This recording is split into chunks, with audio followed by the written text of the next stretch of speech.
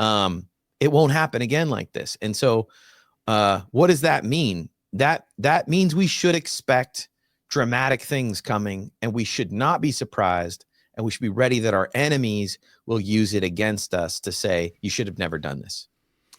Yes, I couldn't agree with you more. And I think we should never ever forget how big a deal the pandemic was, because and I don't necessarily mean like, oh, how devastating COVID-19 was. I'm talking about that this was the first time in world history that something happened where the entire world, the entire civilized world and parts of the uncivilized world were all on the same page, experiencing and having to go through the same surgery, right? The same.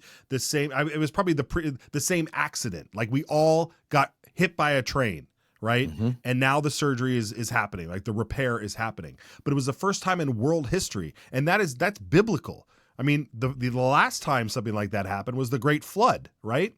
And God said, I ain't going to flood the earth again. I ain't going to do that again. Yeah. Thankfully.